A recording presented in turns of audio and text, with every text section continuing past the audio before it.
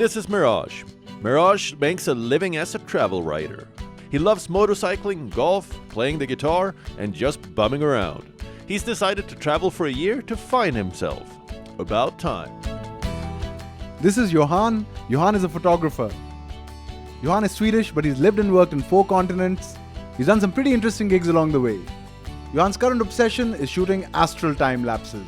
He plans to backpack in India for a year of travel and adventure.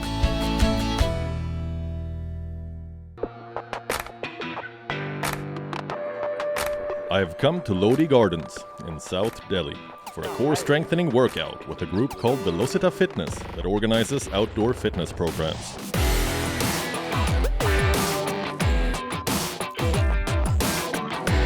This one though involves something a bit more adventurous. I'm going to try my hand at parkour. Parkour originated in France, but involves innovative and acrobatic maneuvers to navigate obstacle courses and urban landscapes.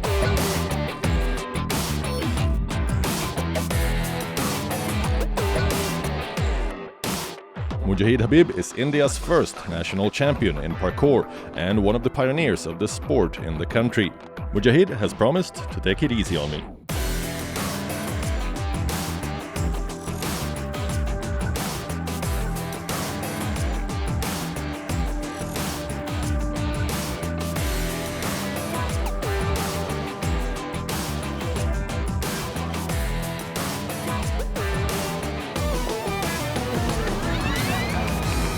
So Mujahid, how long have you been doing this for, and like how did you get into it in the first place? Yeah, I started in 2007. Actually, I love gymnastics, and I used to watch Jackie Chan movies, and I started jumping around. Okay. And in 2006, someone showed me this video from YouTube in which they are doing these flips and everything, and he told me that it is known as parkour. So we said, okay, let's do this. So that's when we started in 2007. Okay, so that's a long time ago now.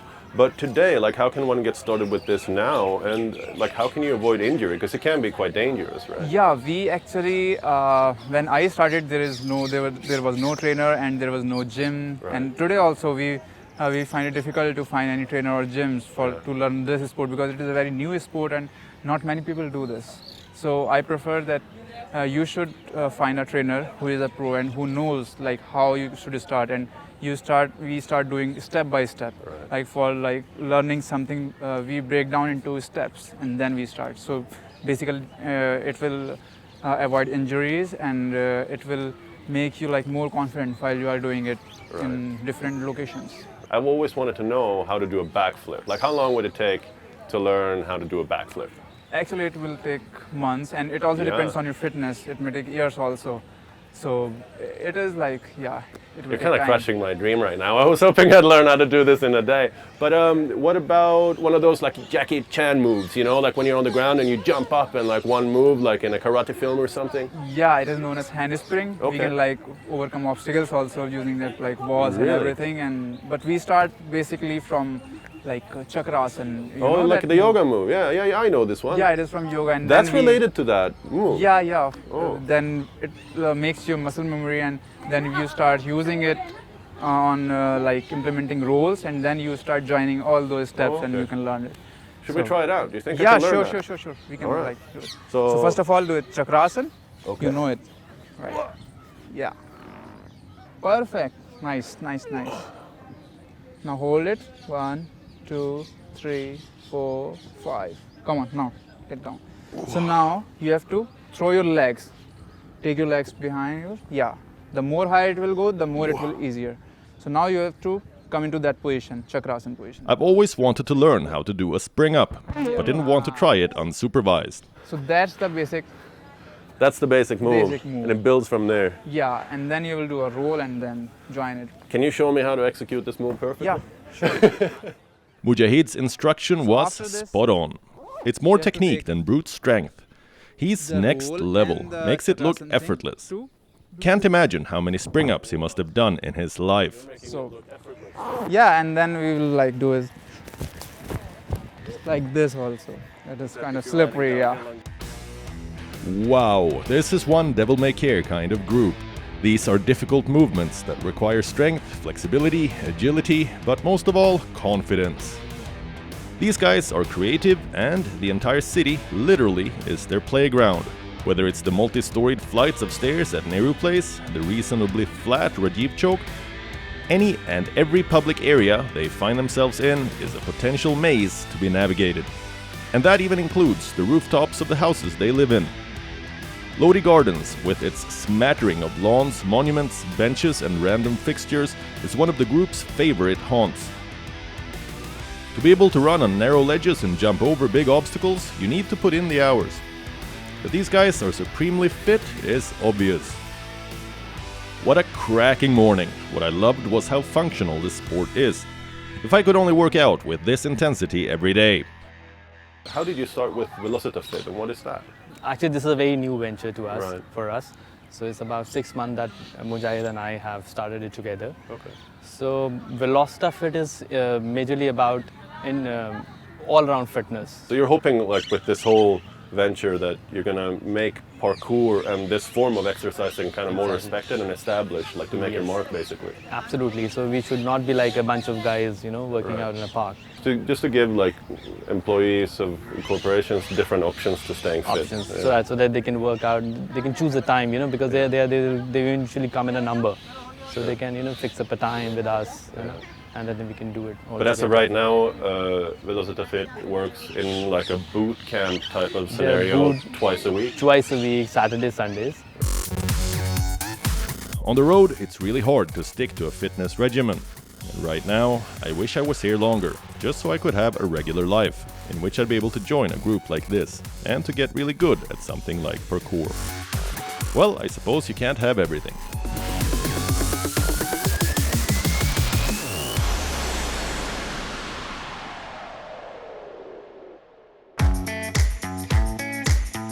People often ask what I do with my time. What they mean to ask but don't say is that as a single man in Delhi who doesn't live with his parents, just what do you do with your time? Instead of long-winded explanations, my answer usually is that I'm hardly in Delhi. And when I am, then the things that I'm passionate about, golf, music and automobiles, fill up my life to the brim.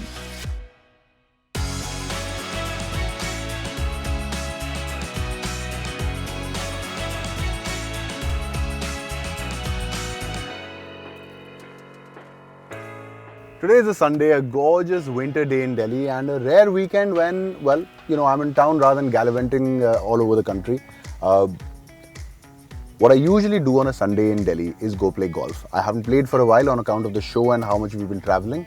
I'm going to go and meet an old friend who's also one of the top coaches of the country, Pritam Saikia, who runs an academy at a golf course called Golden Greens on the outskirts of Delhi in Manesar, and he's very kindly agreed to sort out my golf swing. In case you're wondering, no, this is not my car. It's only with me for the weekend and I need to drive it for a review. The perks of being a part-time auto hack. The car is great fun, perfect for filling up the single person's existential void, I say. The top comes down, but admittedly, Delhi's air isn't the most conducive to that wind in the hair feeling. Plus, I'm not sure I want the attention. As far as golf goes, Delhi's virtues cannot be understated. I often tell people that it's the primary reason I continue to live in the city. With more than a dozen golf courses in and around the suburbs, golfers are spoilt for choice. I'm barreling down National Highway 48, which leads to Jaipur.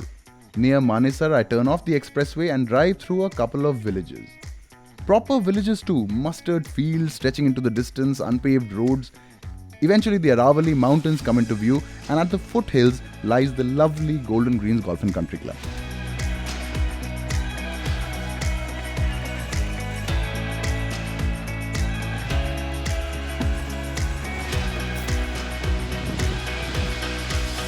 Okay. Wow, look at the dust on this car. Sorry, babe.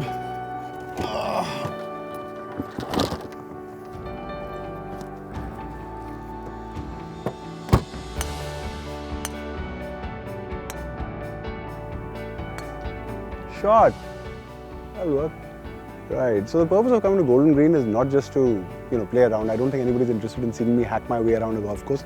I've come here specifically to meet Pritam Saikia and Sandeep Verma, friends of mine who are also two of the top coaches in the country, and they run the Ultimate Golf Performance Center. I want Pritam to have a look at my swing, And also, I want to see what his foundation is doing. He's, from what I hear, he's giving a chance to kids who wouldn't have had access to golf otherwise. And I get that a lot, that golf is such an elitist game and all that, and I'd love to see what he's doing to dispel that notion. Preetham Saikia and Sandeep Chimmy Verma, who I've known for many years now, run the Ultimate Golf Performance Centre at Golden Greens.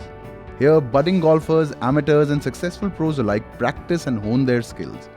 Some of the top pros in the country, including Digvijay Singh and SSP Chaurasia, have spent years working on their game at the centre. It's nothing fancy, but players hit off the turf instead of the AstroTurf you get at most driving ranges. And crucially, it's far enough to be bereft of distractions with little or no mobile connectivity, cut off from the rest of the world in a sense.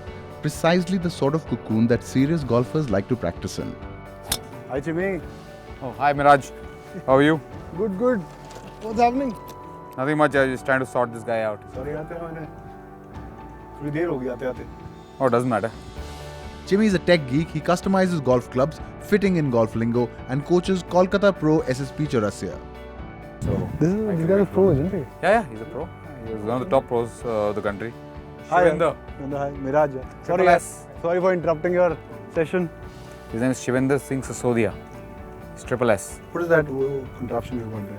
That's a launch monitor. Launch monitor. Yeah. It's the GC quad. It's called the GC quad. It'll give you numbers. Spin rate, distance. Oh. Shivendra, last time I came here, many years back, Chimmy checked out my stats and he said, for your swing speed, your quality of impact is quite bad. Because with that kind of swing speed, the distance you're getting, it's a miracle. So you're basically surviving on hand-eye coordination. Hand-eye coordination. Preetham is a well-known coach, especially for his emphasis on physical fitness, and works with a number of top pros including Digvijay Singh, Jyoti Randhawa and Shivendra Singh Sisodia. The first time I came to Golden Greens a few years back, I played a round with Preetham. And I'm not taking any strokes, no favors here. I'll give you a shot. I don't want any shots from you, Preetham. You're a coach. Shot. Beauty.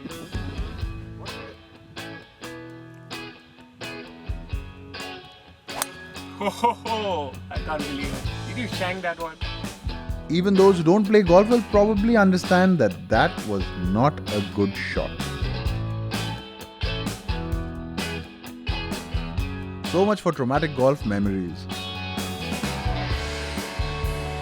Sakshi is one of 9 youngsters who were selected by Preetham and Chimmy as part of a program the two set up to try and introduce the game to children who otherwise may not have had the chance.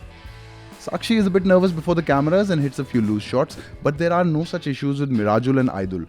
Both boys started learning golf as recently as 2017 and look well on their way to becoming fine players. So how many kids in the entire foundation? 15, 20? We got, for this sprint program, we've got 9 kids as of now. Right, and they practice what, thrice a week? They sometimes 4 times a week, 4 to 4 5, times a week? even 5 times. And This is one of our donors basically gave the set for the foundation. This is his club? These are his clubs.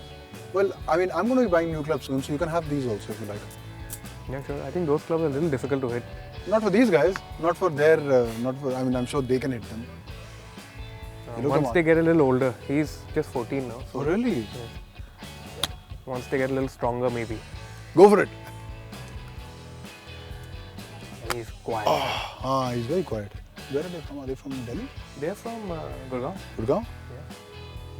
Meraj, और कौन सा game खेलते हैं आप? Cricket. यहाँ पर football भी तो खेलते हो. Oh. There was a time when I was in my teens that I wanted to turn pro, but realized that I wasn't good enough. It's a hard life lesson. The things that you're good at and the things that you love are not necessarily the same. So I began writing about golf, and that vocation has taken me around the world. Golf continues to be a big part of my life. Preetham and Chimmy are no different. They too started off with wanting to play the game for a living, and in a sense they do. These kids may or may not become playing professionals, but excelling at the game is bound to open doors for them. I can vouch for that.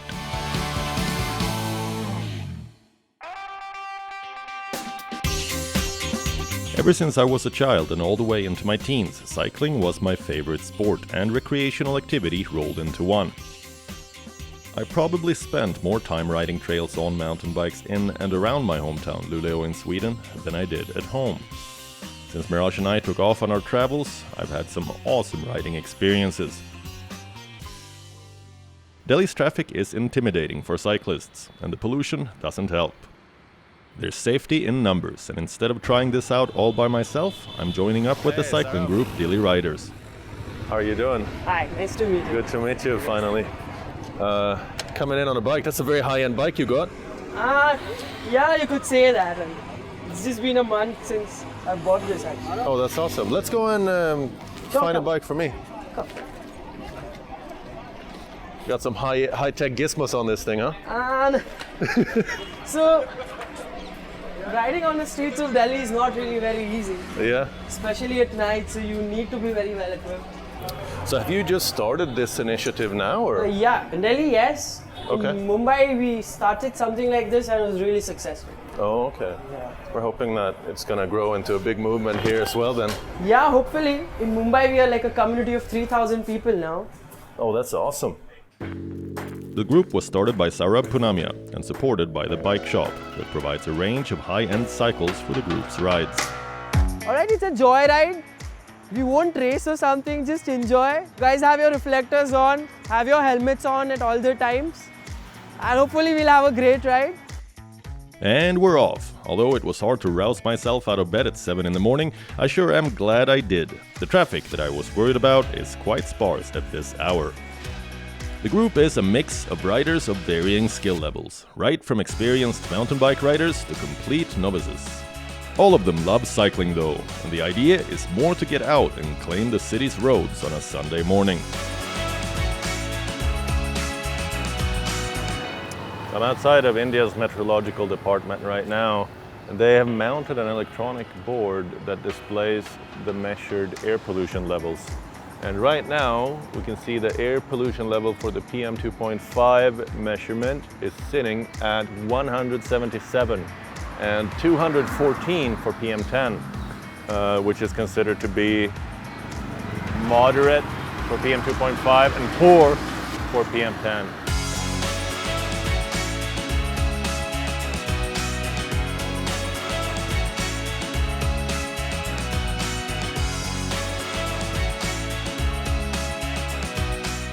One of the first runs for the season. Yeah, one of the first runs. The weather's great today. Yeah. We're heading towards India Gate. I can't be more happy. Very clear air today also. Yeah, Probably the best time of year to be probably, biking in Delhi. Yeah. Relatively less polluted. Yeah. And it's not too hot, not too cold, just about right. Yeah, it's great. You're enjoying, I hope. Yeah, it's very nice. I'm considering starting to bike to work. Oh. I wonder if that's something that I can keep up for long. Probably when Diwali comes, I'll have to stop anyway. Yeah, you'll have to stop. Are you going to keep running these tours when Diwali is going on? Not really. I don't think that's going to be a good idea. I mean, exposing people to pollution while they're riding a bike, it just defeats the purpose of biking. So then it becomes a question almost if, is it more harmful to exercise than, because the air is so polluted that, it brings your health down by exercising because you're inhaling all that pollution. That's actually true. And there's this company who made a study that during the most polluted times, if you're riding a bike in Delhi early in the morning, it's equivalent to smoking 200 cigarettes. That's insane. 200 cigarettes. Yeah, that is true. Like you have people. I actually read an article like that also. It was saying that if you have a very polluted environment, like Delhi for example, the average pollution in Delhi means that you shouldn't really be riding a bike more than an hour. Yeah, that's but it true. really depends on what time of year it is, because also it fluctuates a lot. And it also depends on the area where you're riding. Yeah. So something like central Delhi is really green. Yeah. So it's less polluted, of course. Yeah, you can because there's all these parks around. Yeah. Right, that's true. In Sweden, it's astonishing to see just how many people cycle. It's a proper mode of transport, and people use it to commute, to get out in the evenings, and for everything in between. There are cycle tracks everywhere, and it's perfectly safe. Delhi couldn't be more different. Not just is it dangerous because there aren't designated cycle tracks, but also because people with big cars don't give way to cyclists. In an ideal world, I love to walk around the city because that really gives me a sense for the place. But if I don't have that chance, and in Delhi I certainly don't, then cycling is the next best option. I'm going to try and ride at least once a week that I'm in town. So if you drive in Delhi and see me coming down the road, then it would be lovely not to collide.